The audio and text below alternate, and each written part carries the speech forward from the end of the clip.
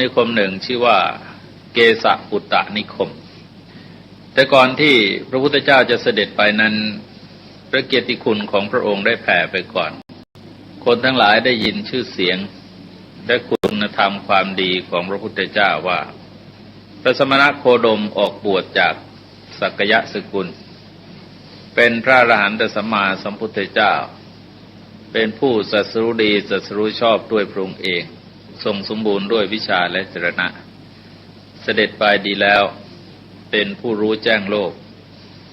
เป็นสารถีผู้ฝึกบุรุษอย่างยอดเยี่ยมไม่มีสารถีอื่นจะยิ่งไปกว่าเป็นศาสดาของเทวดาและมนุษย์ทั้งหลายเป็นผู้ตื่นเป็นผู้ปลุกบุคคลอื่นให้ตื่นและเป็นผู้รู้เป็นผู้จำแนกธรรมนัยยะแห่งพระพุทธคุณที่แผ่ไปนี้จะเป็นการแผ่ไปโดยอาศัยพวกพ่อค้าพวกประชาชนที่ไปในเมืองซึ่งพระพุทธเจ้าได้เคยเสด็จไปแล้วคนเหล่านั้นก็นำไปเล่าสู่กันฟังเป็นการเล่าจากปากสู่ปากก็ต่อกันไปเรื่อยๆและชาวกาลามะยังรู้ต่อไปว่าพระผู้มีพระภาคเจ้าพระองค์นั้นทรงแสดงธรรมะอันงามในเบื้องต้นท่ามกลางและที่สุดซึ่งข้อนี้ก็เป็นข้อยกย่องพระธรรมของพระพุทธเจ้าอยู่เสมอเมื่อกล่าวโดยสรุปหลักคำสอนในพระพุทธศาสนามีอยู่3ชั้น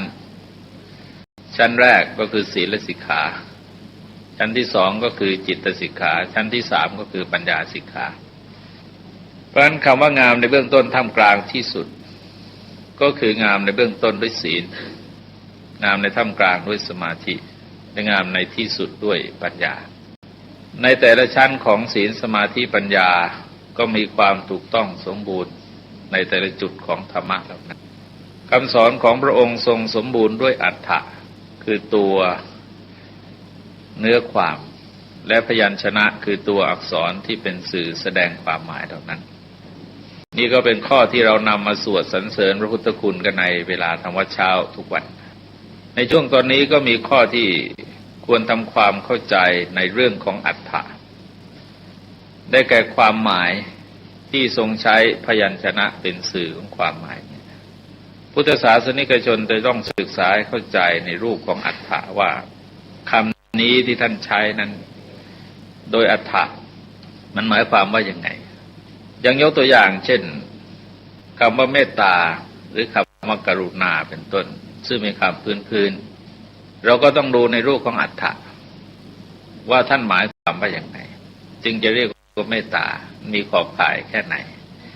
ทำอย่างไรจึงจะเรียกว่าเมตตาทำอย่างไรไม่เรียกว่าเมตตาเป็นต้น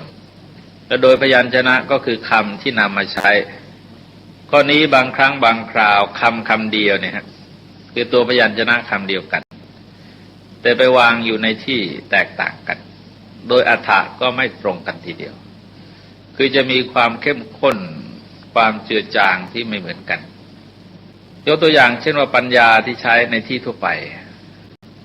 ในชั้นนี้ก็เป็นการรู้เหตุรู้ผลรู้ดีรู้ชั่วบาปบุญคุณโทษประโยชน์ไม่ใช่ประโยชน์ก็พอแล้วก็เป็นปัญญาแล้วแต่ถ้าปัญญาที่ขึ้นไปสูงกว่านั้นเช่นว่าระดับของปัญญินทรีย์คือตัวปัญญาที่เป็นอินทรีย์นั้นจะต้องเป็นความรู้เห็นถึงความเกิดความดับของสังขารทั้งหลายคำมันก็เหมือนกันตัวพยัญชนะเหมือนกันแต่ตัวอรรถะมีความเข้มข้นที่แตกต่างกันคือขอบข่ายของถ้อยคำได้ครอบคลุมเนื้อหาไว้มากกว่ากันหรือว่าอย่างคำว่าอุเบกขาที่เรามักจะแปลกันว่าวางเฉย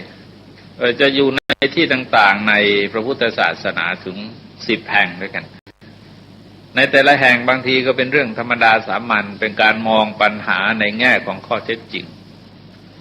เช่นยามที่คนประสบความพิบัติเพราะการกระทำของเขาเองเป็นความผิดพลาดของเขาเองเราก็ควรจะทำใจให้สงบโดยหลักของกรรมคือถือว่าคนเราก็มีกรรมเป็นของตนจะต้องเป็นผู้รับผลของกรรมเป็นต้นอย่างที่เราสวดกันเพื่ออะไรเพื่อคุมใจไม่ให้เกิดความโทมนัสเสียใจ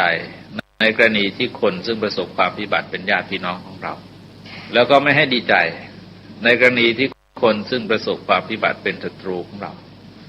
เพราะทั้งสองอย่างนั้นเป็นทางเกิดของกิเลสทั้งหมดเวลาเสียใจมันก็เกิดโทมนัสเวลาไปดีใจมันก็เกิดเป็นอภิชฌาสรุปว่าทั้งสองฝ่ายเป็นการเพิ่มเชื้อกิเลสให้แก่ตัวเองทั้งหมดท่านก็สอนให้วางจิตเป็นอุเบกขาแต่บางครั้งเช่นโพชฌังคุเบกขาเป็นอุเบกขาที่อยู่ในโพชฌงค์เป็นตัวปัญญาได้อุเบกขาระดับฌานเป็นการสงบอยู่ในอารมณ์ของกรรมฐานที่บังเกิดขึ้นในขณะนั้นนี่เราจะเห็นว่าโดยตัวอัฏฐะ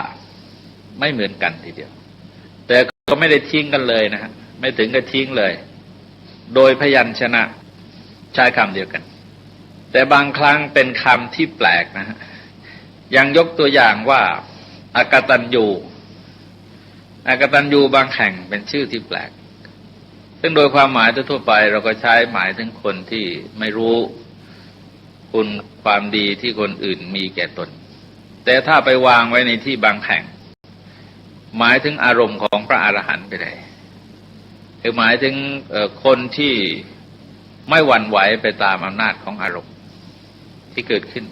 เพราะฉะนั้นเรื่องทางศาสนาท่านจึงมีที่เราเรียกว่านิยามความหมายไว้คำตรงนี้ไปวางตรงนี้ท่านนิยามไว้อย่างไรข้อนี้โปรดเข้าใจว่าในสมัยพุทธกาลเนี่ยภาษามันก็มีแต่ไม่ได้มีมากแต่องค์ธรรมเกิดมีมากขึ้นภาษามีจำกัดถ้าจะไปสร้างภาษาขึ้นมาใหม่มันก็พูดกับคนเขาไม่รู้เรื่องเลยก็ต้องเอาภาษาที่มีอยู่แล้วเนี่ยข้ามมาบัญญัติโดยนิยามใช่ไหมบางครั้งแทนที่จะนิยามเฉยๆเราก็เอาคำอะไรไปแปะไว้ข้างหลังบ้างไปแปะไว้ข้างหน้าบ้างโดยคำเดิมเช่นคำว่าทิฏฐิเนี่ยท่านจะเห็นว่าทิฏฐิมันจะมีทิฏฐิเฉยๆมีสัมมาทิฏฐิเอาสัมมาไว้ข้างหน้าเอามีมิจฉาทิฏฐิเอามิจฉาไว้ข้างหน้าเอาทิฏฐิสัมปันโนเอาสัมปันโนไว้ข้างหลังก็เพราะคำก็มีคำเดียวทำไงแต่ว่าเมื่อพูดไปแล้วคนอื่นต้องเข้าใจเราต้องอาศัยพยัญชนะของเขาแต่เราก็นิยามความหมายเป็นศัพท์ทางศาสนาขึ้นมาคำสอนของพระพุทธเจ้าจึงทรงสมบูรณ์ด้วยทั้งอัฏฐะและพยัญชนะบางครั้งจะรับสั่งอะไรน้อยๆไม่น่าจะปฏิบัติได้สมบูรณ์แต่เอาเข้าจริงถ้าปฏิบัติตามแล้วจะได้สมบูรณ์ยกตัวอย่างเช่นทรงแสดงเรื่องพระภิกษุรูปหนึ่งชื่อพระโคทิกะท่านผู้นี้บำเพ็ญเพียรมาเจริญวิปัสสนาเห็นไตรลักษณ์เดินมาเรื่อยเสร็จแล้วจิตมันตกบูดหายไปเป็นธรรมดาทุกทีเลยระดับจิตมันขึ้นสูงแล้วก็ตกบูดระดับจิตขึ้นสูงตกบูบลงตลอดไม่ทราบตะกี่ปีมานะขึ้นไม่ถึงสักทีนะครับก็คล้ายๆกับว่าเวลาเรานั่งทำกรรมฐานเนี่ยใจน้อมเข้าไปจะสงบเป็นสงบปัจจุบันจะสงบพอเริ่มตั้งหน่อยเดียวกระตุกรับปั๊บหายไปเลยออกไปนอกอารมณ์กรรมฐานนอกพุทโธหายไปนี่คือลักษณะของจิตถ้าไม่ท่านบอกว่าไอ้จิตที่ไม่เที่ยงแท้อย่างเงี้ยโอกาสที่จะตกนรกมันง่ายเลยครับตามยังไงท่านก็ไปเริ่มนั่งกรรมฐานเจริญวิปัสสนาแล้วเอามีดโกนไปถือไว้ก็คิดว่าพอบรรลุอรหันต์ปั๊บจะเฉือนคอตัวเองซะเลยเพื่อให้ไม่ต้องตกนรกก็นี่คือความคิดตรงนี้อย่าลืมว่าตอนนั้นท่านเป็นปุถุชนแล้วก็ท่านคิดแบบปุถุชนพอเสร็จแล้วเจริญกรรมฐานบรรลุไปจนถึงวิปัสสนาจริงเสร็จแล้วบรรลุอรหันต์นิพพานพอดีไม่ได้เฉือนมีดไม่ได้เฉือนคอหรอกอายุท่านสิ้นพอดีแต่นิพพานมารก็เที่ยวแสวงหาปฏิสนธิวิญญาณของท่านไม่เจอเพราะเห็นว่าเมื่อก่อนความคิดของท่านก็คิดแบบอยู่ในอำนาจของมารคือจะฆ่าตัวตายก็คิดแบบมารกระซิบเลยแต่พอท่านบรรลุไปแล้วปรากฏว่าหาปฏิสนธิวิญญาณไม่เจอคือไม่รู้ไปเกิดที่ไหนก็ปลอมตัวเข้ามาเป็นพราหมณ์นะฮะมาถามพระพุทธเจ้าว่าท่านโคทิกะไปไหนไปเกิดที่ไหนพระพุทธเจ้าบอกว่าคนอย่างเธอนี่หาที่ปฏิสนธิของโคทิกะไม่เจอมารก็เสียใจบางหวนเป็นกลุ่มเมฆลอยไปแล้วพระเจ้าก็รับสั่งแก่ภิกษุด้วยประโยคคาถาสั้นๆ2 บรรทัดนะแต่ว่าในเชิงการปฏิบัติแล้วถึงนิพพานเลยทรงใช้คำว่า เตสังสัมปันนสีลานังอัปปมาดวิหารินังสัมมะดัญญาวิมุตตานังมาโรมักยังนวินติเท่านั้นนะก็คือปรารภการแสวงหาปฏิสนธิวิญญาณของมารแล้วเมื่อมารไม่ประสบก็ทรงแสดงว่ามารเมื่อแสวงหาอยู่ย่อมไม่พบผลทางของเตสังสัมปันนสีลานังของผู้ที่สมบูรณ์ด้วยศีลอัปปมาดวิหารินังมีปกติอยู่ด้วยความไม่ประมาทสมดัญญาวิมุตตานังจิตหลุดพ้นเพราะรู้ชอบ3 ฝ่ายนะ3 ข้อแต่นั้นเองทีนี้เรามาลองดูถึงประโยคที่ทรงใช้ในเชิงของพยัญชนะก็ใช้คำธรรมดาแต่ว่ามันจะครอบคลุมตัวอัฏฐะไว้คือแทนที่จะใช้รักษาศีลธรรมดาทรงใช้คำว่าสมบูรณ์ด้วยศีลคือจะมีศีลสมบูรณ์จะเป็นศีล 5ศีล 8หรือศีลอะไรก็ตามบุคคลผู้นั้นจะต้องมีศีลสมบูรณ์แล้วก็ความไม่ประมาทแทนที่จะพูดเราไม่ประมาทเฉยๆทรงใช้คำว่ามีปกติอยู่ด้วยความไม่ประมาทซึ่งก็หมายความว่าไม่ประมาทตลอดคือเราจะเผลอเรอพลั้งพลาดเพียงชั่วขณะไม่ได้เพราะถ้ายังเผลออยู่นี่ก็ยังชื่อว่าประมาทอยู่แม้ชั่วขณะเนี่ยซึ่งท่านทั้งหลายจะเห็นว่าไอ้ความประมาทเนี่ยบางครั้งมันขณะเดียวขับรถไปตั้ง 700-800 กิโลไม่ประมาทไม่เป็นไรพอประมาทนาทีเดียวเองก็ตกเหวได้ความประมาทจึงเป็นอันตรายทรงแสดงไว้ในที่หนึ่งว่ายอดของอกุศลคืออกุศลบาปธรรมทั้งมวลเนี่ยมีความประมาทเป็นยอดมันอยู่ตรงนี้เป็นต้นข้าวของความบาปอกุศลทั้งหมดแต่ในทางตรงกันข้ามกุศลก็มีความไม่ประมาทเป็นยอดเหมือนกันนะก็มีอยู่2 ยอดสรุปว่ายอดของกุศลก็คือความไม่ประมาทยอดของอกุศลก็คือความประมาทเพราะงั้นทรงใช้แทนที่จะใช้คำธรรมดาทรงใช้คำว่าอัปปมาดวิหารินังมีปกติอยู่ด้วยความไม่ประมาทปกติอยู่ด้วยความไม่ประมาทนั้นก็มีอยู่2 ชั้นนะฮะแสดงไว้เป็น2 ชุดที่จริงก็มี3 ชุดโดยทั่วไปโดยหลักกว้างก็ทรงแสดงว่าไม่ประมาทในวัยในชีวิตและในความไม่มีโรคมีชุดหนึ่งซึ่งหมายถึงว่าชีวิตของเราระยะหรือวัยนี่แปลว่าเสื่อมนะฮะว่าที่จริงเราแปลว่าเสื่อมแต่ก็เราเรียกอยู่2 ช่วงแรกเราถือว่าเป็นความเจริญวัยทั้งที่ว่าเป็นความเสื่อมที่รูปเปลี่ยนแปลงเติบโตขึ้นมันเป็นความเสื่อมอีกรูปหนึ่งภาษาบาลีท่านใช้คำว่าปฏิฉันนชรามันปิดเราจึงมองเป็นรูปเจริญพอเลยกลางคนไปแล้วชราเปิดเป็นความเสื่อมที่ปรากฏแต่ในช่วงความเสื่อมทั้ง2 ช่วงหรือแม้แต่แต่ละขณะเนี่ยในแง่ของความจริงแล้วความตายมันแฝงอยู่คือมันจะเกิดเมื่อไหร่นี่เราไม่รู้เลยอย่างจะเห็นว่าคนบางคนเป็นคนร่ำรวยมีบ้านช่องใหญ่โตบทจะตายมาตายริมถนนเนี่ยนี่เพราะเราไม่รู้มันจะตายเมื่อไหร่ความตายมันแฝงอยู่กับชีวิตนั่นเองท่านยังสอนให้ประมาทในวัยว่าเรายังหนุ่มยังสาวยังมีกำลังร่างกายแข็งแรงอะไรแต่อะไรเนี่ยไม่ประมาทแล้วก็ในตัวชีวิตเองทรงแสดงลักษณะชีวิตก็เหมือนกับอะไรถ้าพูดอุปมาในปัจจุบันก็เหมือนกับไอ้รถที่เขานำไอ้โคไปส่งโรงฆ่าสัตว์แต่สมัยพระพุทธเจ้าไม่ได้อุปมาอย่างนั้นอุปมาเหมือนกับนายโคบาลต้องต้อนฝูงโคไปสู่ที่หากินทุกย่างก้าวที่โคก้าวไปมันก็แสดงว่าใกล้สถานที่นั้นเข้าไปทุกขณะชีวิตของคนเราก็มีลักษณะอย่างนั้นความเกิดก็ส่งมาสู่ความแก่ความแก่ก็ส่งไปสู่ความตายแต่ความตายแกก็แฝงมากับความเกิดแกจะปรากฏตัวขึ้นมาเมื่อไหร่เราก็ไม่รู้ก็ทรงสอนไม่ประมาทในชุดนี้ในช่วงต่อไปก็คือในความไม่มีโรคท่านทั้งหลายจะเห็นว่าโรคภัยไข้เจ็บในปัจจุบันเนี่ยมันรุนแรงนะฮะบางทีคนอยู่ดีๆเนี่ยเอามาพลึกจับปั๊บเดียวได้เรื่องไงเอามาพาดหมดทั้งตัวซึ่งเราไม่รู้มันจะเกิดเมื่อไหร่ดังนั้นอาศัยฐานความเข้าใจชีวิตคือไม่ประมาทใน3 ช่วงนี้แสดงออกมาให้ได้ในเชิงความไม่ประมาทอีก2 ชุดที่ทรงแสดงไว้มากก็คือในการละทุจริตทางกายทางวาจาใจนะคืออย่ามองเป็นเรื่องเล็กๆอย่าถือว่าเล็กไม่เป็นไรทุจริตนิดๆหน่อยๆแล้วก็ไม่ประมาทในการที่จะบำเพ็ญสุจริต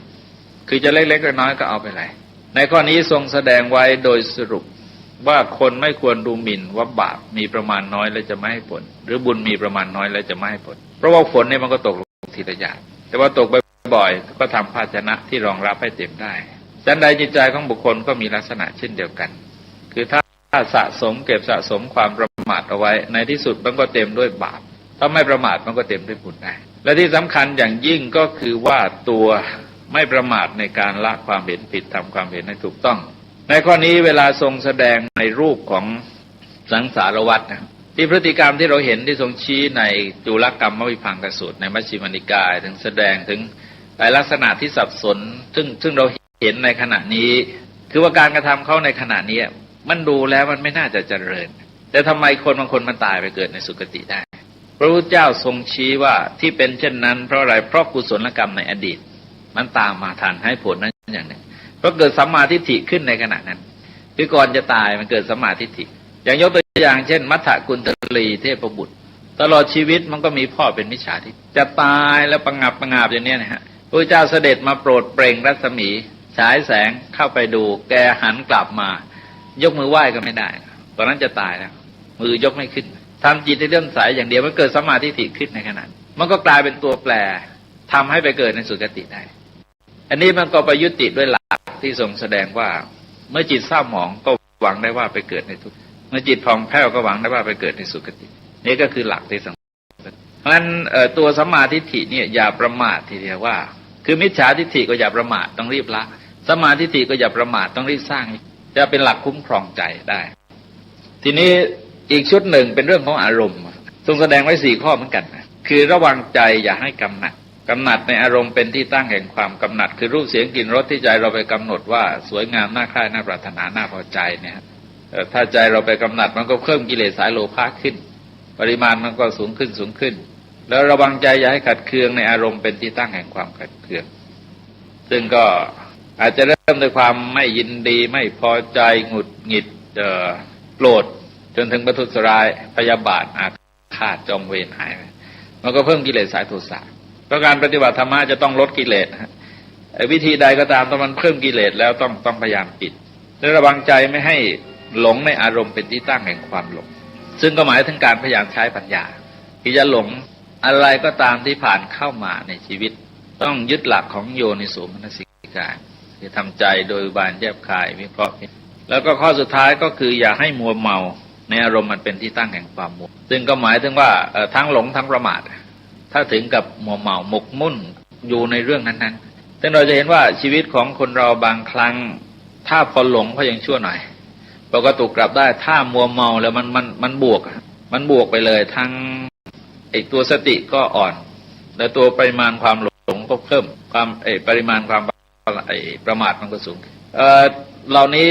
ท่านจะเห็นว่ามันต้องอยู่ปกติต้องใช้คำว่าอัปปมาดวิหารีนังคือมีปกติอยู่ด้วยความไม่ประมาทแล้วก็สุดท้ายก็สัมมาดัญญาวิมุตตานังจิตหลุดพ้นเพราะรู้ชอบไอ้จิตหลุดพ้นเพราะรู้ชอบนั้นท่านจะเห็นว่าเป็นผลที่เกิดขึ้นมาจากอริยมรรคเลยสมบูรณ์ด้วยศีลนะฮะสมบูรณ์ด้วยศีลนั้นก็คือสัมมาวาจาสัมมากัมมันตะสัมมาชีวะแล้วก็เข้าไปในสัมมาวายามะหน่อยพอมีปกติอยู่ด้วยความไม่ประมาทมันก็เข้าสัมมาสมาธิหลุดเข้าสัมมาสมาธิจนถึงสัมมาทิฏฐินะฮะแล้วก็ไปเชื่อมที่หลุดพ้นเพราะรู้ชอบมันก็เข้าสัมมาทิฏฐิสมบูรณ์ก็กลายเป็นสัมมาวิมุตติพูดธรรมะ3ข้อแต่ว่าแท้จริงแล้วพอปฏิบัติองค์มรรคสมบูรณ์นะเพราะงั้นทรงยืนยันผลว่ามารจะหาทางไม่พบประเด็นตรงนี้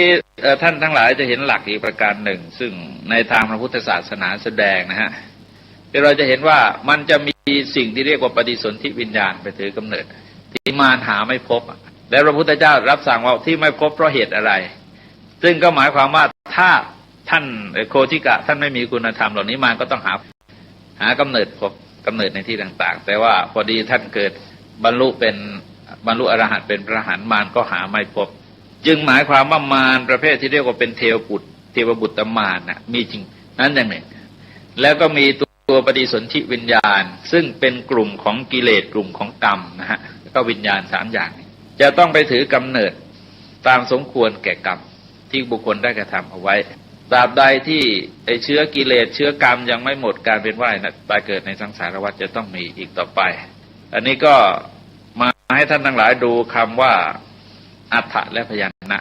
ทรงประกาศพรหมจรรย์บริสุทธิ์บริบูรณ์สิ้นเชิงนะทีนี้คำว่าพรหมจรรย์เนี่ยคำว่าพรหมจรรย์แปลโดยความหมายแปลว่าการประพฤติอย่างพรหมแต่ว่าเมื่อเราดูถึงลักษณะขององค์ธรรมก็คือการประพฤติดีประพฤติชอบเป็นการเก็บการสะสมความดีไว้โดยลำดับพรหมจรรย์นั้นโดยอัดก็คืออย่างนี้โดยพยัญชนะเขียนเหมือนกันนะฮะเขียนเหมือนกันพรหมจรรย์อย่างเงี้ยเขียนอย่างนี้ทุกทีแต่ว่าโดยอัฏฐะแล้วมันขอบข่ายครอบคลุมถึง10ชั้นของการพรหมจรรย์ในศาสนาจึงมี10อย่างอย่างแรกซึ่งง่ายที่สุดนี่ภายในครอบครัวเราเนี่ยก็ประพฤติพรหมจรรย์ได้สามีมีความจงรักมีแต่ก็ไม่นอกใจภรรยาเป็นพรหมจรรย์ก็เรียกว่าศรัทธาและสันโดษภรรยาไม่นอกใจสามีเรียกว่าปฏิวัติคือจงรักภักดีในสามีก็เป็นพรหมจรรย์อีกชั้นหนึ่งก็ถือว่าง่ายที่สุดในชีวิตชาวบ้านแล้วก็ในตอนต่อไปก็คือเรื่องอะไรเรื่องเมถุนวิรัติคืองดเว้นเมถุนธรรมเช่นคราเราสมาทานศีลอุโบสถก็เป็นพรหมจรรย์อย่างนั้นอย่างที่เรื่องเขาเล่าท่านที่มาเกิดเป็นคนดังๆในสมัยพระพุทธเจ้านะฮะ7 องค์ด้วยกันผู้หญิงทั้งนั้น7 ท่านด้วยกันคือบางองค์ก็บวชบางองค์ก็ไม่ได้บวชนะฮะท่านเหล่านี้เคยประพฤติพรหมจรรย์ตลอดชีวิตเป็นพรหมจารีนีคือไม่มีคู่ในสมัยพระกัสสปะสัมมาสัมพุทธเจ้าก็ด้วยบุญกุศลเหล่านั้นก็ทำให้ท่านมาเกิดในทันพระพุทธเจ้าแล้วก็เป็นคนสำคัญทั้งหมดเลยนะ7 คนเป็นผู้หญิงทั้งหมดเช่นนางวิสาขาพระนางเขมาพระอุบลวรรณาเนี่ยแต่ละคนนี่เคยเป็นพี่เป็นน้องกันมาในสมัยพระกัสสปะสัมมาสัมพุทธเจ้าแล้วก็ประพฤติพรหมจรรย์เพราะงั้นเมถุนวิราชคืองดเว้นเมถุนธรรมเนี่ยก็เป็นพรหมจรรย์ประการต่อไปก็คืออะไรคือทานการให้ยากขึ้นหน่อยการบริจาคอย่างที่ว่ามาแล้วก็เป็นพรหมจรรย์เบยยาวัจจะไมช่วยเหลือขวนขวายในกิจการงานที่ชอบซึ่งเป็นบุญประการหนึ่งในบุญกริยาวัตถุ10เป็นพรหมจรรย์แต่มีข้อแม้ว่าต้องช่วยเหลือเฉพาะในกิจการงานที่ชอบนะไปช่วยลำเลียงฝิ่นไปดูต้นทางก็ขายฝิ่นไม่เอานะไม่ได้เป็นพรหมจรรย์คือเอาเฉพาะในทางที่ชอบเท่านั้นประการต่อไปคืออะไรคืออัปปมัญญานะฮะก็มีศรัทธาและสันโดษคือยินดีในภรรยาสามีของการของตัวเองนะฮะงดเว้นจากเมถุนแล้วก็การให้ทานการช่วยเหลือขวนขวายในกิจการงานที่ชอบองค์แห่งอุโบสถศีลคือศีล8ศีลอุโบสถที่ท่านสมาทานกันในพระก็เป็นพรหมจรรย์แล้วอะไรอัปปมัญญาคือเมตตากรุณามุทิตาอุเบกขาที่เราแผ่ไปในสัตว์ทั้งหลายไม่มีที่สุดไม่มีประมาณนะไม่มีที่สุดไม่มีประมาณก็เป็นพรหมจรรย์อีกระดับหนึ่งแล้วก็มาจนถึงอริยมรรคนะศีลเนี่ยฮะศีล5ศีลใดก็ตามเป็นพรหมจรรย์จนถึงอริยมรรคมีองค์8มันก็ขึ้นมาเรื่อยอริยมรรคมีองค์8ก็คือเป็นที่สรุปคำสอนทั้งหมดนะฮะที่เราจะต้องปฏิบัติแล้วก็ศาสนธรรมทั้งปวงคือคำสอนพระเจ้าทั้งหมดล้วนแล้วแต่เป็นพรหมจรรย์ทั้งนั้นคำว่าพรหมจรรย์จึงเป็นการเปิดโอกาสกว้างให้คนทุกคนสามารถประพฤติพรหมจรรย์ได้การปฏิบัติธรรมะในทางศาสนาจึงอยู่ที่กุศลและเจตนาไม่ได้อยู่ที่เพศที่ภาวะของคนเพศมันเป็นองค์ประกอบที่เข้าช่วยเหลือเฉยๆซึ่งก็ไม่แน่บางทีมันก็ทำอะไรไม่สมแก่เพศแก่ภูมิมันก็ไม่ได้ประโยชน์อะไรแต่ว่าในขณะเดียวกันโอกาสกว้างที่เปิดให้นั้นคนเราจะอยู่ในฐานะในเพศภูมิอะไรก็ตามก็สามารถประพฤติพรหมจรรย์ได้ทั้งหมดพระพุทธเจ้าทรงประกาศพรหมจรรย์ไว้บริสุทธิ์หมดจดสิ้นเชิงนะฮะสมบูรณ์ด้วยอัฏฐะและพยัญชนะนี่ก็เป็นข้อที่จะเรื่องลือไปล่วงหน้าทุกคนทุกแห่งฮะก่อนการเสด็จของพระพุทธเจ้าเพราะอะไรท่านทั้งหลายได้โปรดเข้าใจนะไอ้ลักษณะความสนใจของทางสังคมเนี่ยมันเป็นปัจจัยสำคัญอย่างหนึ่งที่ช่วยกระพือชื่อเสียงของพระพุทธเจ้าเพราะคนสมัยนั้นก็สนใจในทางธรรมะนี่มากลักษณะของอินเดียเขาเป็นอย่างนั้นนะฮะก็เป็นอย่างนั้นแม้ในปัจจุบันเนี่ยกำลังเห่อท่านสายบากันเป็นการใหญ่ไปกันจังนะแล้วแม้แต่อะไรก็ตามนะคนอินเดียชอบฟังมากเลยเป็นคนชาติที่แปลกฮะชอบฟังสนใจในเรื่องธรรมะฟังได้เป็น10ชั่วโมงนะแต่เวลาเขาพูดได้ถึง14ชั่วโมงเหมือนกันนะอย่างท่านกฤษณาเวนนรรัฐมนตรีต่างประเทศของอินเดียเนี่ยเคยพูดในสหประชาชาติ8ชั่วโมงรวดคือนักพูดชั้นยอดและเป็นนักฟังชั้นดีนี่เป็นลักษณะของชาติเขา แล้วยุคสมัยของเขาก็ปัญหาว่าเขาสนใจเรื่องอะไรยุคสมัยพระพุทธเจ้านั้นเขาสนใจในทางธรรมะนี่มากถ้ามีใครเผยแพร่มีการแสดงสั่งสอนธรรมะแล้วคนจะมุ่งไปที่จุดนั้นบางครั้งบางคราวบ้านเมืองบางแห่งอย่างพระเจ้ากัปปินะกับพระนางอโนชาเป็นพระเจ้าแผ่นดินเป็นพระราชินีทั้งคู่นะฮะอยู่ในวังแต่คิดออกจะบวชตลอดทั้งคู่แสวงหาข่าวติดตามข่าวส่งคนไปสืบข่าวว่ามีพระอรหันต์เกิดขึ้นได้อย่างไรตรงพอรู้ข่าวพระพุทธเจ้าเกิดทั้งสององค์สละราชสมบัติพร้อมด้วยอำมาตย์ผู้ใหญ่หมดออกบวชโดยเสด็จนี่ก็เป็นลักษณะทางสังคมเป็นความนิยมของยุคของสมัยเพราะฉะนั้นชื่อเสียงของพระพุทธเจ้ามันก็ต้องตามความฝันของเขาซึ่งเขาต้องการพบคนประเภทนี้มานานพวกชาวกาลามะที่อยู่เกสปุตตนิคมก็มีลักษณะเช่นเดียวกันเมื่อเขารู้ว่าพระพุทธเจ้าเสด็จมาที่เกสปุตตนิคมก็สรุปคือต่างคนต่างมีความคิดลงกันว่าการพบเห็นพระอรหันตสัมมาสัมพุทธเจ้าผู้ตรัสรู้ดีตรัสรู้ชอบเช่นนี้เป็นการดีนะเป็นการดีนี้ลักษณะอย่างหนึ่งให้ท่านทั้งหลายสังเกตไปฮะว่าความสำนึกในชั้นศีลก็ดีในชั้นทานก็ดีในชั้นการบำเพ็ญความดีระดับใดก็ตามที่เป็นอุดมคติจริงๆนั้นต้องสำนึกว่าเป็นความดีแล้วทำเท่านั้นเองเป็นความดีแล้วทำไม่อิงอาศัยรูปธรรมแต่จะอิงอาศัยนามธรรมเป็นหลักเป็นดีแล้วก็ทำท่านดูความแตกต่างนะระหว่างความสำนึกสองชั้นคือชั้นหนึ่งเราอิงรูปธรรมเรารู้ว่ามันดีแต่ต้องอิงรูปธรรม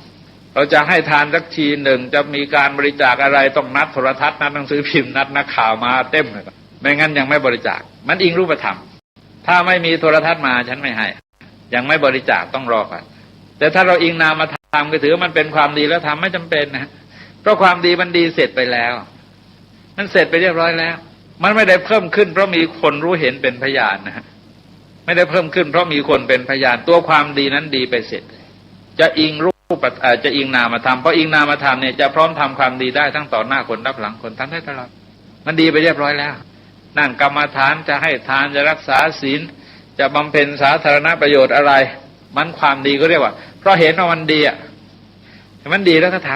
ำใครยกย่องสรรเสริญใครจะนินทาตำหนิถ้าดีเราก็ทำก็เราอย่างเงี้ย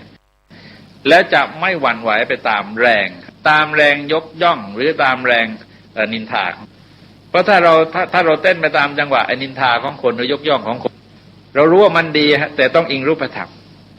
เราจะให้ทานสักทีหนึ่งจะมีการบริจาคอะไรต้องนัดโทรทัศน์นัดหนังสือพิมพ์นัดนักข่าวมาเต็มเลยก่อนไม่งั้นยังไม่บริจาคมันอิงรูปธรรมถ้าไม่มีโทรทัศน์มาฉันไม่ให้ยังไม่บริจาคต้องรอก่อนแต่ถ้าเราอิงนามธรรมก็ถือมันเป็นความดีแล้วทำไม่จำเป็นนะเพราะความดีมันดีเสร็จไปแล้วมันเสร็จไปเรียบร้อยแล้วมันไม่ได้เพิ่มขึ้นเพราะมีคนรู้เห็นเป็นพยานนะฮะไม่ได้เพิ่มขึ้นเพราะมีคนเป็นพยานตัวความดีนั้นดีไปเสร็จจะอิงรูปจะอิงนามธรรมเพราะอิงนามธรรมเนี่ยจะพร้อมทำความดีได้ทั้งต่อหน้าคนรับหลังคนทำได้ตลอดมันดีไปเรียบร้อยแล้วนั่งกรรมฐานจะให้ทานจะรักษาศีลจะบำเพ็ญสาธารณประโยชน์อะไรมันความดีก็เรียกว่าเพราะเห็นว่ามันดีอ่ะมันดีแล้วก็ทำใครยกย่องสรรเสริญใครจะนินทาตำหนิถ้าดีเราก็ทำก็เราอย่างเงี้ยแล้วจะไม่หวั่นไหวไปตามแรงยกย่องหรือตามแรงนินทาของคนเพราะถ้าเราเต้นไปตามจังหวะนินทาของคนหรือยกย่องของคนจบเหมือนกันคนมันเอาข้อยุติไม่ได้มันชอบมันก็ยกย่องไม่ชอบมันก็นินทาพระพุทธเจ้าได้รับสั่งแก่ท่านอตุละอุบาสกคนระดับอุบาสกนะฮะอยากจะฟังเทศชวนเพื่อนชวนฝูงมาฟังเทศครั้งแรกก็ไปหาพระเรวัตตะเป็นพระอรหันต์นะท่านเพิ่งออกจากนิโรธสมาบัติพระอรหันต์ที่ออกจากนิโรธสมาบัติยังติดในความสงบท่านไม่ค่อยชอบพูดเลยตรงเนี้ยเวลาท่านเทศอยู่2ประโยคนั่นเองเทศอยู่2ประโยคจงมีความสุขแล้วก็มีอายุยืนมีความสุขก็มีอายุยืนใครไปก็ท่านนั่นนะมันก็หลวงพ่ออะไรที่ขอนแก่นนะอะไรก็ดีหน่อพูดอย่างนี้เดียวนั้นเองแต่ทำยากนะดีหนอนี่เอาจริงมันทำยากทำยังไงจึงจะดีหนอได้นี่ก็ท่านบอกให้มีความสุขมีอายุยืนนะแล้วทำยังไงจึงมีความสุขแล้วจะมีอายุยืนนะมันเอายากนะนี่วาทะพระอรหันต์นะท่านพูดสั้นๆกันท่านอย่างเงี้ยเพราะงั้นพออตุละอุบาสกไปนิมนต์เทศท่านไม่เทศโกรธไม่เทศโกรธยกพวกไปหาภาษาดิบุตรไปบอกมาไปหาพระเรวัตนี่น้องภาษาดิบุตรนะไปหาพระเรวัตไม่เทศ สารีบุตรเลยเทศแต่สารีบุตรเนี่ยท่านพูดคือเรียกว่าเล่นกับลูกชาวบ้านไม่ค่อยเป็นนะเทศแบบเจ้าพระคุณสมเด็จเราเนี่ยปั๊บเลยคือหลักทั้งหมดเลยเทศติ๊บอุบาสกฟังไม่ไหวเทศยาวด้วยอภิธรรมเทศยาวด้วยโอ้ยไม่ไหวเทศอะไรเทศยาวใครจะไปฟังทันเลยจับฐานโบนอีกไปหาพระอานนท์ไปบอกว่าไปหาพระเรวัตไปหาพระสารีบุตรไม่เทศที่ยาวจังเลยเทศอภิธรรมฟังยากจังเลยพระอานนท์บอกเขาไม่พูดนี่ก็ด่าแล้วไอ้พูดมากก็ด่าอีกเลยท่านเทศน้อยโปรดเทศแหมยังกระทองจะร่วงจากปากอย่างนั้นเทศขี้เหนียวธรรมะไอ้เทศให้มากน้อยก็ไม่ได้ไปฟ้องพระพุทธเจ้าเล่าลูกศิษย์ทั้ง3 องค์เนี่ยไม่หามาไม่ได้เรื่องสักองค์ได้เรื่องสักองค์หนึ่งพระพุทธเจ้าก็รับสั่งว่าตุละนี่มันโบราณของโบราณคนก็ด่าได้ทั้งนั้นเนี่ยด่าได้ทั้งคนไม่พูดด่าได้ทั้งคนพูดมากด่าได้ทั้งคนพูดโดยพอประมาณแต่คนที่เขาไม่ถูกด่าเนี่ยมันนั่นเนี่ยไม่มีสมมติว่าพระอานนท์ท่านจะขยับไปยาวนะฮะท่านก็หาว่ายาวอีกอ่ะก็ต้องลงว่าเราจะไม่ถือประมาณของคนทุกคนที่จะวินิจฉัยเนี่ยฮะมันยากแต่ว่าไม่ใช่ไม่ถือประมาณเลยนะฮะให้ท่านทั้งหลายลองสังเกตว่าเราจะฟังเสียงวินยูชนยกย่องหรือวินยูชนสรรเสริญถ้าจะอิงวัตถุภายนอกปัจจัยภายนอกต้องดูที่ตัวบุคคลนะไม่ใช่ว่าใครว่ายังไงเอาตามเลยอันนี้ไม่ได้มีพระทุกวันนี้ท่านเป็นสมภารอยู่ที่วัดอุทัยโพธารามท่านต้องการพิสูจน์อะไรสักอย่างนะท่านให้เด็กทำกับข้าวอย่างดีเลยแล้วก็เรียกเด็กที่วัดมาชิมอันนี้หย่อนนั่นไปเอาเติมพอเรียกคนอื่นมาชิมเอาหย่อนนั่นไปการนั่นไปก็เติมกันจนว่าแกงนั้นกินไม่ได้เลยทุกคนต้องเติมแล้วทุกคนติได้หมดแล้วท่านก็พิสูจน์ให้เห็นว่าเนี่ยเราจะตามคนเนี่ยไม่ได้ถ้าตามคนแล้วเลยก็ไม่ต้องกินกันเลยแต่จะเรายุติท่าคนเราต้องเอาวินยูชนแต่ชั้นการอุดมการจริงๆนะฮะท่านทั้งหลายจะเห็นว่าการให้ทานนี้ดีแล้วให้รักษาศีลนี้ดีแล้วรักษาพบเห็นพระอรหันต์นี้ดีแล้วก็ไปเฝ้าสมาธินี้ดีแล้วก็ปฏิบัติไม่อิงรูปธรรมเลยไม่อิงรูปธรรมไม่ว่าใครจะว่าอะไรต่ออะไรช่างเขาเราไม่รับรู้มันจะอยู่ในจุดที่เราเรียกอะไรครับปิดทองหลังองค์พระได้ทำความดีได้ทั้งต่อหน้าคนรับหลังคนเว้นความชั่วได้ทั้งต่อหน้าคนและรับหลังคนเพราะเราไม่ได้อิงรูปธรรมแต่เราจะอิงนามธรรมนี่คือแนวความคิดที่เราถือว่าเป็นอุดมการณ์ของคนที่ปฏิบัติความดีจะต้องไต่อันดับขึ้นมาจนถึงจุดนี้นะฮะพอถึงจุดนี้แล้วท่านจะเห็นว่ามีความโปร่งเบาสบายมากเพราะเราไม่สนใจใครเลยจะไม่สนใจใครก็จะยกย่องก็จะตำหนิก็เรื่องของเขาแต่ว่าถ้ามันเป็นถูกต้องเป็นความดีความงามเราก็ทำเท่านั้นเองโอกาสที่จะทำจึงมีมากทำได้ตลอดต่อหน้าคนรับหลังคนเราทำได้สม่ำเสมอเป็นผู้สม่ำเสมอนะฮะในหมู่ชนที่ไม่สม่ำเสมอและเราจะไม่เปลี่ยนแปลงไปตามแรงภายนอกเพราะว่าเราไม่เคยให้ความสำคัญแก่แรงภายนอกท่านพวกชาวกาลามะก็มาเฝ้าโดยความรู้สึกดังกล่าวพอมาเฝ้าถึงไอ้ลักษณะอย่างหนึ่งของสังคมอินเดียเนี่ยมันแปลกแล้วก็มีทุกแห่งเหมือนกันเป็นเรื่องแปลกเวลาเฝ้าใหญ่ๆนะฮะเวลาคนมามากๆเป็นพันเป็นหมื่นเนี่ยจะมีลักษณะสับสนแล้วก็รู้สึกจะวุ่นวายด้วยเราดูภาพแล้วมันน่าจะสับสนวุ่นวายคือพอมาถึงบางคนเนี่ยเรียบร้อยคือปักใจเชื่อลงไปแล้วยอมรับพระคุณทั้งหมดเนี่ยคนนี้จะอ่อนน้อมเพราะว่ารู้พระคุณมาก่อนก็บางคนมาถึงก็ถวายบังคมบางคนก็เพียงแต่พนมมือไหว้บางคนเบ่งหน่อยประกาศชื่อและโคดของตนนะคนสมัยนั้นก็ถือชื่อถือโคดนะฮะโคดไม่ว่าพราหมณ์หรือกษัตริย์ก็ตามมันจะมีโคดเป็นเครื่องหมายว่าโคดสูงหรือไม่สูงเช่นพวกพราหมณ์เนี่ยมีโคดเยอะโคดที่สูงที่สุดของพราหมณ์ก็คือธนัญชานีโคด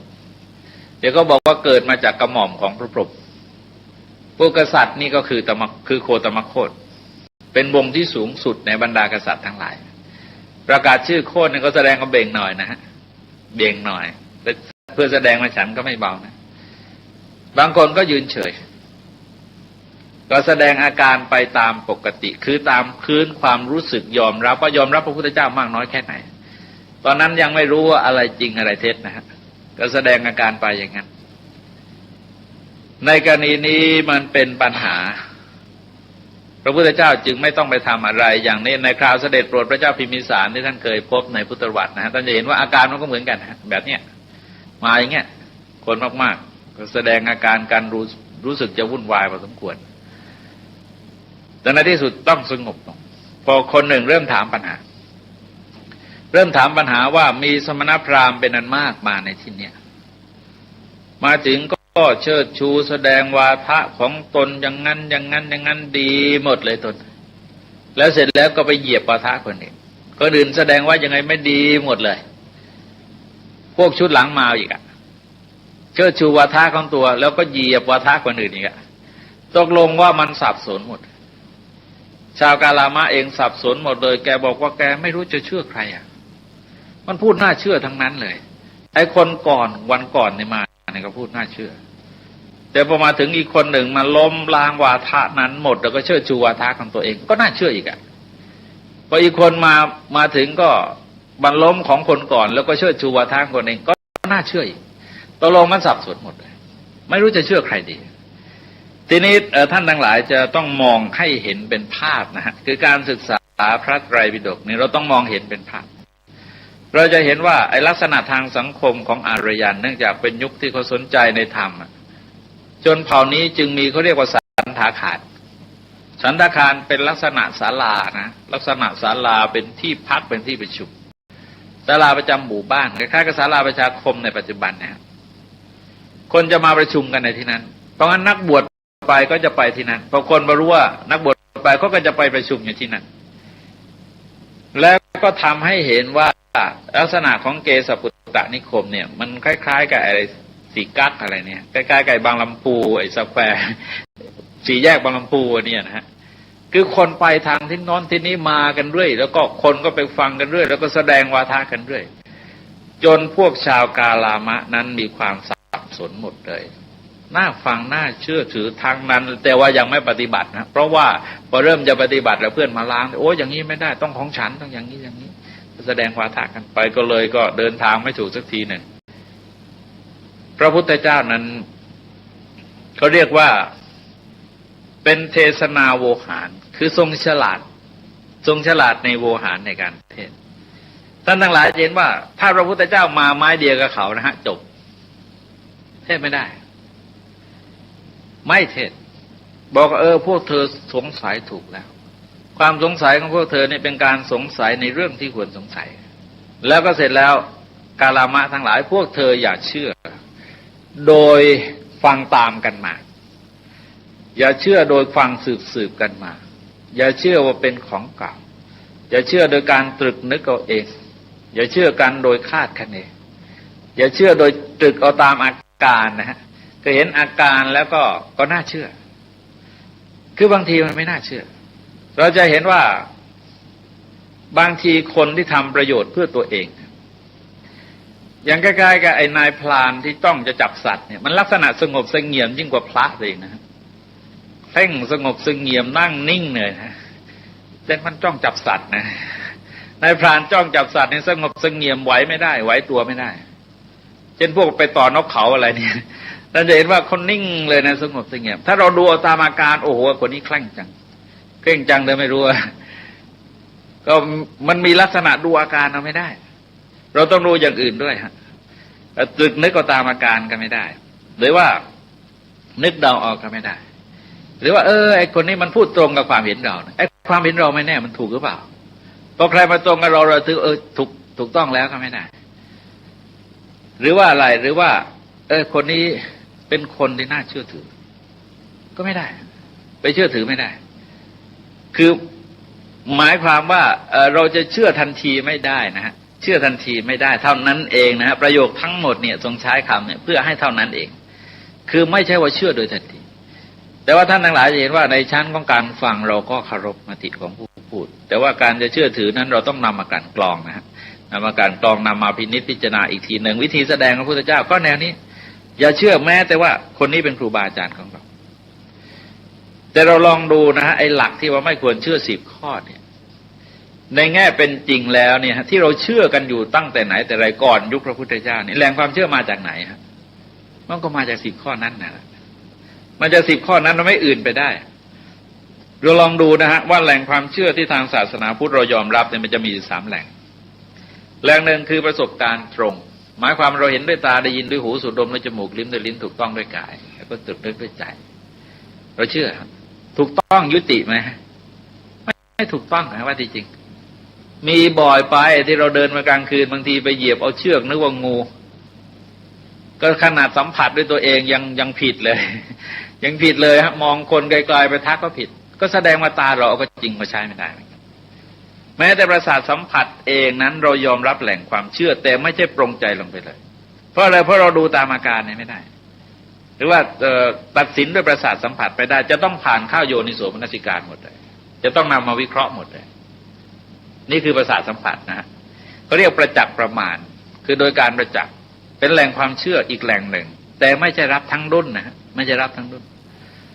จะต้องนำมาย่อยแหล่งหนึ่งก็คือแหล่งเขาเรียกว่าอนุมานเอาก็เช่นสมมติว่าคนนี้หน้าตายิ้มแย้มแจ่มใสเราก็ว่าเขาใจดีครับพออนุมานเราได้แต่ไม่แน่นะบางทีไอ้คนหลอกขายพระขายอะไรต่ออะไรโอ้มันดีจังกันนะหน้าตาดีจังกันแต่เสร็จแล้วมันก็หลอกเขาแย่ไปนี่เมื่อวันก่อนนี่อะไรไปหลอกเขาตั้งเท่าไหร่เมื่อเช้านี่เมื่อคืนวานนี่เองที่เขาลงข่าวไอ้วิทยุมาออกว่าไปหลอกต้มขายพระตั้งเท่าไหร่400,000 กว่าโอ้พระเก่าโบราณอะไรอย่างนั้นนะมันก็พูดหวานพูดเพราะหน้าตาเป็นมิตรดีอนุมานเอาอนุมานก็เป็นแหล่งความเชื่ออย่างหนึ่งแต่ไม่ได้หมายความว่าเรายอมรับทั้งหมดเหมือนกันอนุมานเอาเช่นอะไรฮะตามปกติเราเคยเห็นถ้าถนนเปียกแล้วก็ฝนตกเรานอนหลับตื่นขึ้นมาเห็นถนนเปียกเราอนุมานเอาฝนตกแต่ไม่แน่บางทีเทศบาลมาฉีดก็ได้มาฉีดก็ได้แต่ก็ถือว่าเป็นแหล่งความเชื่ออย่างหนึ่งฮะที่จะนำมากลั่นกรองได้เป็นแหล่งความเชื่ออย่างหนึ่งแหล่งอย่างหนึ่งก็คือตำรับตำราต่างๆหลักฐานต่างๆทางโบราณคดีทางประวัติศาสตร์เอกสารต่างๆนี่เราถือเป็นแหล่งความเชื่อแต่ยุติได้เลยไหมมันไม่ยุติทั้งหมดนะไม่ยุติทั้งหมดเพราะฉะนั้นพระพุทธเจ้าจึงสรุปว่าต่อเมื่อใดพวกเธอมาเห็นด้วยปัญญาว่าสิ่งนี้เมื่อบุคคลทำไปแล้วมีโทษท่านผู้รู้ติเตียนทำตนเองให้เดือดร้อนทำบุคคลอื่นให้เดือดร้อนมีผลเป็นความทุกข์เมื่อเธอพิจารณาเห็นแล้วจงเว้นสิ่งเหล่านั้นเสียเสร็จแล้วก็ยกเอาโลภะความโลภโทสะความประทุษร้ายโมหะความหลงขึ้นมาถามทีละข้อโลภะที่เกิดขึ้นภายในจิตใจของบุคคลแล้วเป็นเหตุให้บุคคลเหล่านั้นฆ่าสัตว์ถือสิ่งของเจ้าของเข้าไปได้ให้ประพฤติผิดในกามยกมา3 ข้อนะฮะยกศีล5นะแต่ยกมา3 ข้อแล้วก็ยกกิเลสมา3 กองจะทำให้เขาฆ่าสัตว์ถือสิ่งของที่เจ้าของเข้าไปได้ให้ประพฤติผิดในกามใช่ไหมเขาบอกว่าใช่เป็นการเบียดเบียนตนเองให้เดือดร้อนนะเบียดเบียนบุคคลอื่นให้เดือดร้อนไหมใช่ไหมนะฮะใช่ไหมเฉยเขาบอกว่าใช่แล้วก็ท่านผู้รู้ติเตียนใช่ไหมใช่เพราะฉะนั้นสิ่งนี้ควรเว้นหรือควรประพฤติเขาบอกควรเว้นแต่ท่านทั้งหลายลองดูนะฮะว่าโทษของปาณาติบาตอทินนาทานกาเมสุมิจฉาจารโทษของความโลภความโกรธความหลงกาลามะทำไมจึงตอบได้ก็เพราะแกได้ยินได้ฟังมามีคนแนะนำสั่งสอนก็แหล่งความเชื่อมันมาจาก10 แหล่งนั้นมาจาก10 แหล่งนั้นพระพุทธเจ้าคล้ายๆกับลักษณะอะไรคล้ายๆกับพวกนี้แบกไว้แล้วก็ปรงมาหยิบดูมันอะไรที่ว่าใช้ได้คล้ายๆก็ถือเข่งใส่ของอยู่เนี่ยแล้วก็ไม่เอากินสักทีหนึ่งก็วางเข่งลงมาดูที่อะไรมันกินได้อะไรกินไม่ได้ก็หยิบของในเข่งนั้นเองไม่ได้หยิบมาจากอื่นเลยนะฮะเสร็จแล้วก็มาสรุปเรื่องไม่ควรเชื่ออีก10 ข้อเนี่ยยกมาอีกครั้งหนึ่งนะฮะยกมาอีกครั้งหนึ่งต่อไปก็ยกเอาอโลภะอโทสะโมหะคือความไม่โลภไม่โกรธไม่หลงนะว่าความไม่โลภไม่โกรธไม่หลงเนี่ยที่เกิดขึ้นแก่บุคคลใดแล้วทำให้บุคคลนั้นไม่ฆ่าสัตว์ไม่ถือสิ่งของที่เจ้าของก็ไม่ได้ให้ไม่ประพฤติผิดในกามใช่ไหมเขาบอกว่าใช่แล้วเขา ย่อมไม่กระทำตนเองให้เดือดร้อนไม่ทำบุคคลอื่นให้เดือดร้อนใช่ไหมใช่วินยูชนยกย่องวินยูชนยกย่องใช่ไหมใช่ข้อนี้ควรเสพหรือใช่ไหมแกก็บอกว่าใช่เนี่ยคือเราจะเห็นว่าก็ยกเอาสิ่งที่เราได้ยินในฝั่งนั้นเองมาวิเคราะห์อีกทีแล้วพระเจ้าก็มาสรุปอีกทีวันนี้เราจึงกล่าวว่าไม่ควรเชื่อเพราะเหตุอย่างนั้นสักว่าอย่างนั้นอย่างนั้นอย่างนั้นว่ามาตลอดแต่ว่าไอ้หยิบสิ่งเหล่านั้นมาคิดมาใคร่ครวญพูดง่ายๆว่าเขาส่งผลไม้มาโลกอย่างนี้ฮะมาให้เรากินนะแต่ไม่ใช่เรากินได้ทันทีก็ต้องมีวิธีกินที่เขาบอกว่าอยากกินมังคุดทั้งเปลือกแต่ว่าเวลาเขาส่งให้เรารับทั้งเปลือกนะรับมาทั้งเปลือกแต่ว่าเวลากินนั้นคืออีกชั้นหนึ่งเท่านั้นเองนะให้ดูว่ากาลามาสูตรเนี่ยมันมีลักษณะอย่างนี้ก็มาสรุปเรื่องไม่ควรเชื่อต่อไปอีกทีนะฮะอีกครั้งหนึ่งไอ้คำว่าไม่ควรเชื่อไม่ควรเชื่อเนี่ยแสดงทีเดียว4 ครั้งนะในพระสูตรแสดงถึง4 ครั้งด้วยกันแล้วเมื่อท่านเหล่านั้นเห็นโทษของความโลภความโกรธความหลงเห็นผลของความไม่โลภไม่โกรธไม่หลงแล้วก็มาพระเจ้าก็มาสรุปชี้ประเด็นว่ากาลามะอริยสาวกทั้งหลายอริยสาวกก็คือสาวกของพระอริยะนะฮะหรือว่าพระสาวกที่เป็นอริยะแล้วก็มีอยู่2 ชั้นนะฮะอย่างพวกเราก็เรียกว่าเป็นสาวกของพระอริยะแต่ยังไม่เป็นพระอริยะก็ท่านที่เป็นแล้วก็เป็นไปนะแต่ว่าบางคนสรุปว่าเราก็เป็นสาวกของพระอริยะพระทรงแสดงว่าสาวกของพระอริยะนี้ได้แผ่เมตตากรุณามุทิตาเวกขาคือสอนเรื่องพรหมวิหารนะว่าแผ่ไปในทิศทั้งหลายทั้งเบื้องต่ำเบื้องบนเบื้องขวางในทิศทั้ง10นะ10คือว่านับรอบตัวแล้วก็เบื้องบนเบื้องต่ำด้วยก็แผ่ไปในสัตว์ทั้งหลายไม่มีที่สุดไม่มีประมาณด้วยเมตตากรุณามุทิตาเบกขาพวกนั้นจะอะไรฮะก็คือขจัดความโลภความโกรธความหลงใจจะอยู่ด้วยความไม่โลภไม่โกรธไม่หลงเป็นจิตที่ไม่มีเวรไม่มีภัยไม่เบียดเบียนไม่ประทุษร้ายใครด้วยการปฏิบัติในย่านนี้แล้วสรุปในตอนสุดท้ายนะสรุปในตอนสุดท้ายว่าเมื่อปฏิบัติธรรมะ3 ข้อนี้ไม่ใช่4 ข้อนี้คือเมตตากรุณามุทิตาเบกขาแล้วถ้าหากว่านะถ้าหากว่าผลบุญผลบาปผลบุญผลบาปนี้ไม่มีคือหมายความว่าถ้าหากว่านรกสวรรค์ไม่มีนะพูดง่ายๆอย่างนั้น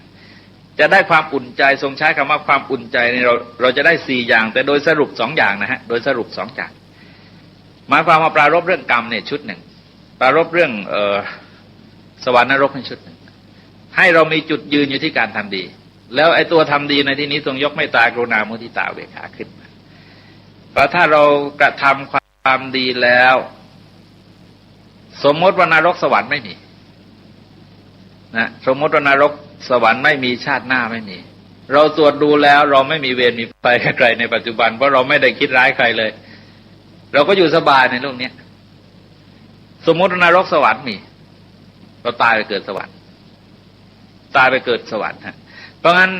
เราจะเห็นว่าในแง่ที่เรามีจุดยืนอยู่ที่กุศลกรรมโดยไม่จำเป็นจะต้องไปตั้งประเด็นนรกสวรรค์มีไหมพรหมโลกมีไหมยุ่งหรือเปล่าเสียเวลาเอาเฉพาะปัจจุบันนี่ฮะตัวปัจจุบันจะเป็นตัวกำหนดมันเองถ้าเรามีจุดยืนอยู่ที่การกระทำดีสมมตินรกสวรรค์ไม่มีเราก็ไม่ตกนรกเราสบายในปัจจุบันถ้านรกสวรรค์มีเราในปัจจุบันเราก็ไม่เดือดร้อนนะฮะแล้วก็ตายแล้วเกิดสวรรค์ได้2 ต่อนะนั้นการกระทำความดีอย่างน้อยที่สุดเนี่ยมีผลในทิฏฐธรรมคือปัจจุบันเราเห็นกันอยู่สมมติใหม่ว่าท่านนรกสวรรค์มีแต่ว่าคนทำความชั่วนะฮะคนทำความชั่วเกิดไม่ตกอยู่ภายใต้อำนาจของความโลภความโกรธความหลงแล้วก็ทำความชั่วถ้าผลบุญผลบาปมีนะถ้าผลบุญผลบาปมีก็ตกนรกแล้วก็เดือดร้อนในปัจจุบันเดือดร้อน2 ต่อนะฮะในชาติปัจจุบันเราเห็นได้แล้วก็ถ้านรกสวรรค์มีตายไปตกนรกอีกเสีย2 ต่อถ้าหากว่านรกสวรรค์ไม่มีผลบุญผลบาปไม่มีนะผลบุญผลบาปไม่มีนรกสวรรค์ก็ไม่มีเราก็เดือดร้อนในปัจจุบันเราก็เห็นกันอยู่ในคนฆ่าสัตว์ลักทรัพย์ประพฤติผิดในกามก็เดือดร้อนในปัจจุบัน ก็สอนให้คิดเอาแต่อย่าลืมนะฮะว่าเราจะต้องมองกันให้ตลอดสายว่าไม่ใช่ไม่ให้เชื่อแต่ให้นำสิ่งที่ได้ยินได้ฟังมาย่อยนำมาพินิจพิจารณาเท่านั้นเองนี่คือหลักของกาลามสูตรพอทรงแสดงเสร็จชาวกาลามะบอกโอ้ไพเราะยิ่งพระพุทธเจ้าค่ะเพราะไม่เคยเจอเทศแบบนี้ คือเทศแต่ให้เชื่อให้เชื่อให้เชื่อให้เชื่อเชื่อเชื่อเชื่ออันนี้ไม่ให้เชื่อแต่ให้คิดนะฮะท่านลองดูปัญญาสองชั้นนะฮะพวกคนอื่นก็สอนระดับสุตตะแต่ให้เชื่อโดยสุตตะโดยการฟังพระพุทธเจ้าให้เชื่อโดยการคิดเป็นการพัฒนาปัญญาขึ้นอีกชั้นหนึ่งให้นำมาคิดซะก่อนคำสอนของพระองค์เองก็ต้องคิดก่อนพวกนี้บอกไพเราะยิ่งนักการแสดงธรรมะของพระองค์นั้นเหมือนกับหงายของที่คว่ำเปิดของที่ปิดบอกทางแก่คนหลงทางส่องประทีปในที่มืดเพื่อให้คนมีตาได้เห็นแสงสว่างนะนี่เป็นคำชมพระธรรมเทศนาของพระพุทธเจ้าทุกแห่งนะฮะท้ายพระสูตรถ้ามีการชมแล้วจะชมอย่างนี้เป็นชมด้วยอุปมาเพราะมากนะฮะเหมือนหงายของที่คว่ำของคว่ำเนี่ยเราไม่รู้อะไรพอหงายปั๊บเรารู้เลยเปิดของที่ปิดของปิดเราก็ไม่รู้พอเปิดขึ้นเราก็รู้แล้วก็บอกทางแก่คนหลงทางคนหลงทางก็ไม่รู้ว่าไปทางไหนเราบอกให้เขาก็รู้ทางส่องประทีปเข้าไปในที่มืดเพื่อให้คนมีดวงตาได้เห็นนะฮะซึ่งแสดงว่าในพระพุทธศาสนานี้คนเราจะต้องมีดวงตาถ้ามืดบอดแล้วก็ไม่เทศโปรดเหมือนกันแหละไม่เทศโปรดเหมือนกันเพราะว่าพระเจ้าสอนเฉพาะพุทธเวไนยเท่านั้นเองคือคนที่จะพอพูดกันรู้เรื่องเท่านั้นนี่ก็คือคำชมพระธรรมเทศนาของพระพุทธเจ้าซึ่งท่านทั้งหลายจะเห็นว่าหลักกาลามสูตรนั้นถ้าเราจะอ้างรักจะอ้างนะฮะต้องอ้างให้ตลอดและต้องอ่านให้ตลอดด้วยไม่ใช่เอาไปอ้างเอาเฉพาะข้างหน้าก็เหมือนกับไอ้เด็กหนุ่มคนหนึ่งที่พ่อมันประพฤติผิดศีลใน3 ข้อแรกนี่มากนะพ่อเขาบอกให้ไปฟังเทศฟังพระเจ้าเทศน์บ้างไอ้หนุ่มนี่ไปก็พอดีได้จังหวะพอดีพระกำลังเทศน์เรื่องศีล 5การฆ่าสัตว์ก็ดีลักทรัพย์ก็ดีประพฤติผิดในกามก็ดีแกได้ดี3ดีวิ่งกลับบ้านน่ะพ่อที่ผมทำในพระว่าดีทั้งนั้นนะอันนี้เขาเรียกฟังไม่ได้สับแล้วจับไปกระเดียดปัญหาที่นำมาอ้างกันจึงสร้างความสับสนให้เกิดขึ้นในสังคมมากที่สุดคือกาลามสูตรทั้งที่เป็นพระสูตรที่ทรงแสดงขั้นของการใช้ปัญญาแล้วก็เป็นพระสูตรที่มีกฎมีเกณฑ์นะฮะไม่ได้หมายความปฏิเสธเลยคนนี้ก็ครูบาอาจารย์ก็เชื่อไม่ได้แต่ฮะพระไตรปิฎกก็เชื่อไม่ได้ใครแนะนำอะไรเชื่อไม่ได้หมดเลยจะเชื่ออะไรปัญหาว่ารับมาฟังเขาส่งผลไม้มาเราก็ดูมันจะกินยังไงอาหารนี่กินยังไงฮะแต่ก็กินอาหารนั่นแหละอาหารที่เขาส่งมาให้นะมันกินยังไงกินให้เป็นนี่ก็คือการใช้ปัญญาเข้าวิเคราะห์จนเห็นด้วยใจนะเห็นด้วยใจของตนเองซะก่อนแล้วนำไปปฏิบัติซึ่งเป็นการเสริมสร้างปัญญาระดับจินตามยปัญญาสำหรับคนที่มีประสบการณ์ตรงอย่างนั้นนะฮะประสบการณ์คือเขาได้ยินได้ฟังมาแยะพวกกาลามะแต่ไม่รู้อะไรเป็นอะไรแต่นั้นเองคือสรุปว่าแกยังไม่เอาไปย่อยแต่นั้นแกมีอยู่แล้วพระเจ้าก็สอนให้ย่อยแต่ก่อนเอาปัญญาเข้าไปย่อยแต่นั้นเองนี่ก็เรื่องกาลามสูตรนะวันนี้ก็เลยเวลาไปหน่อยสูตรตอนต่อไปลักษณะของพระสูตรนั้นจะขึ้นต้นโดยคำว่าเอวเมสุตังซึ่งแปลว่าข้าพเจ้าได้สดับมาแล้วอย่างนี้แล้วต่อไปก็จะบอกว่าพระพุทธเจ้าประทับอยู่ที่นั่นที่นั้นมีคนเหล่านั้นมาเฝ้าหรือว่าเรียกภิกษุทั้งหลายมาแล้วทรงแสดงธรรมเป็นต้นคำว่าเอวเมสุตังแปลว่าข้าพเจ้าได้สดับมาแล้วอย่างนี้นั้นหมายถึงว่าพระอานนท์ท่านเป็นคนทรงจำเรื่องพระพุทธวจนะทั้งหมดเอาไว้คือว่ากันตามความจริงพระอานนท์ก็บวชในตอนหลังประมาณสัก 7-8 ปีหลังพระพุทธเจ้าตรัสรู้แต่ว่าเมื่อท่านบวชมาแล้วธรรมะข้อใดที่พระพุทธเจ้าทรงแสดงก่อนแต่นั้นคือก่อนท่านบวชท่านก็ไปเรียนจากพระเหล่าอื่นแล้วต่อมาเมื่อท่านรับเป็นพุทธอุปถากคือสมัยก่อนนั้นภิกษุที่อุปถากพระพุทธเจ้าเนี่ยคือรับใช้นะพระที่รับใช้พระพุทธเจ้าก็เปลี่ยนกันไปบางครั้งบางคราวพระไม่ค่อยใส่ใจก็ปล่อยทิ้งพระพุทธเจ้าเอาไว้ก็มีปัญหาในที่สุดคณะสงฆ์ก็ลงมติให้พระอานนท์รับหน้าที่อุปถากพระพุทธเจ้าตลอดไปพระอานนท์ก่อนที่จะรับหน้าที่ท่านก็ขอพร8ประการด้วยกันพรข้อสุดท้ายซึ่งเราถือว่ามีประโยชน์มากคือขอว่า พระพุทธเจ้าจะไปเทศที่ไหนก็ตามถ้าหากว่าท่านไม่ได้โดยเสด็จด้วยก็ขอให้พระพุทธเจ้ากลับมาเทศให้ท่านฟังอีกทีหนึ่งเพราะงั้นทำให้พระธรรมเทศนาทั้งหมดเนี่ยท่านจำได้ทั้งหมดซึ่งการจำนั้นท่านอาจจะสงสัยว่าทำไมจึงจำได้แต่ที่จริงพระสูตรจำไม่ยากถ้าหากว่าเราเข้าใจในเนื้อหาสาระคือพยายามจับประเด็นให้ได้แล้วก็จำเฉพาะหัวข้อตอนใดตอนหนึ่งเอาไว้แล้วในที่สุดหัวข้อตอนอื่นมันก็เปลี่ยนกันเพียงไม่มากมายอะไรพระสูตรมีทั้งหมด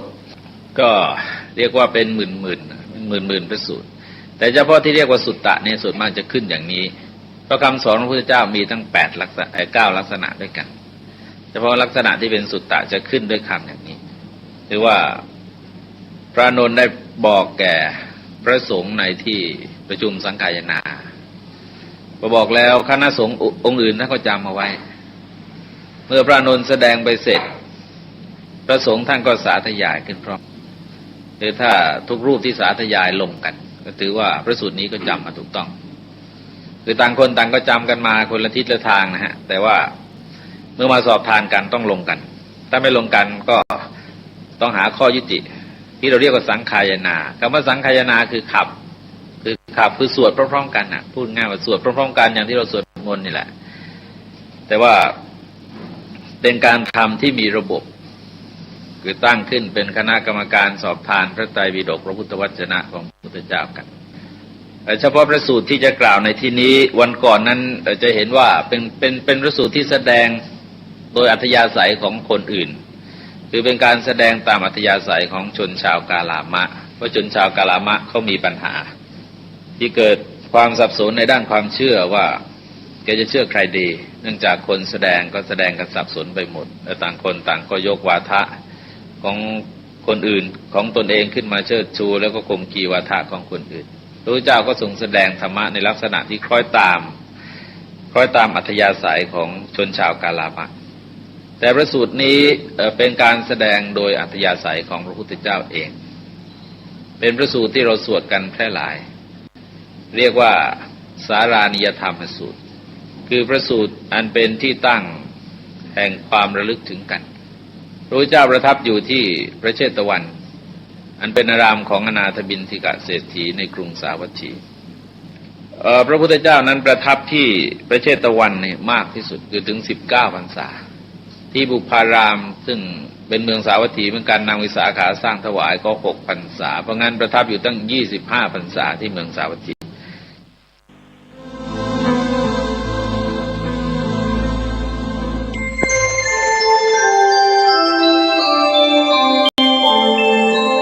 ขณะนี้ท่านกำลังฟังสถานีวิทยุกระจายเสียง FM 104.5 เมกะเฮิรตซ์